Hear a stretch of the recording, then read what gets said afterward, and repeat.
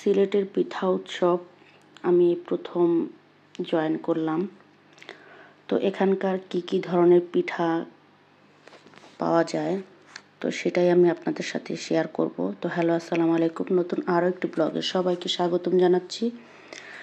তো গত 1 জানুয়ারিতে আমি ভিডিওটা করেছিলাম। 1 জানুয়ারিতে তাহসানের হেক্সাস পড়ালেখার ইংলিশ কোচিংয়ে তাদের একটা পিঠা উৎসবের অনুষ্ঠান ছিল। তো সেখানে ছোট্ট, যদিও বা জায়গাটা খুবই সংকীর্ণ বা ছোট, তো প্রচুর মানুষের ভিড় ছিল। সেখানকার স্টাফরা ছোট ছোট স্টল করেছে, ছোট ছোট দোকান দিয়েছে। বিভিন্ন ধরনের পিঠাপাঠি তারা বাসা থেকে বানিয়ে নিয়ে এসেছে, নিয়ে তারপর এখানে তারা স্টল করেছে। তো প্রত্যেকটা পিঠার দামই ছিল 5 টাকা, 10 টাকা, 20 টাকা। 20 টাকার উপরে কোনো পিঠা তারা বিক্রি করেনি। তো বিভিন্ন ধরনের আইটেম ছিল। তো আমি যেহেতু সকালবেলা যেতে পারিনি, যেতে যেতে আমার প্রায় দুপুর 1টা বেজে যায়।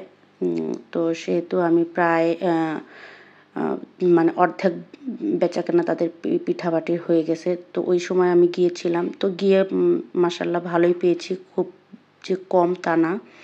তো এদিককার মানুষ সব ধরনের পিঠা তারা বানাতেও পারে না, আর অনেক ধরনের পিঠা তারা এখানে বেশি একটা চেনেও না। তবুও তারা অনেক ধরনের পিঠা এনেছিল। তো বেশিরভাগ পিঠাই ছিল সিলেটের ঐতিহ্যবাহী নুনের পিঠাটা তারা বেশি বিক্রি করতেছিল।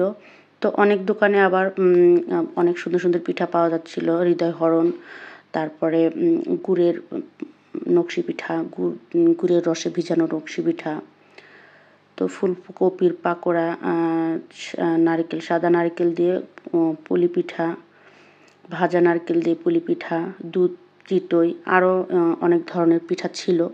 তো আমরা প্রায় অনেক ধরনের আইটেম একটু একটু করে নিয়ে কিনেছি, বাসার জন্য কিনেছিলাম, প্লাস আমরা ওখানেও খেয়েছি।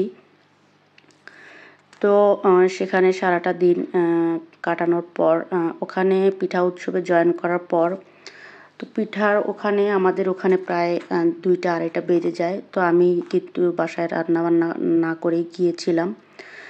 তো যেহেতু বাসায় রান্নাবান্না ছিল না, পিঠা উৎসব থেকে ফিরে গিয়ে 2টা 2:30টা বেজে গিয়েছে। তো কী রান্না করব, তো ভাবলাম যে আজকে দুপুরে তো বাহিরে খাই।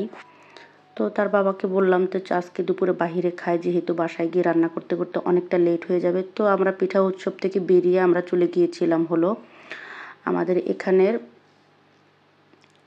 স্যাফরন রেস্টুরেন্টে। তো এখান থেকে আমরা পিঠা উৎসব থেকে বিদায় নিয়ে আমরা চলে গেলাম হলো স্যাফরন রেস্টুরেন্টে।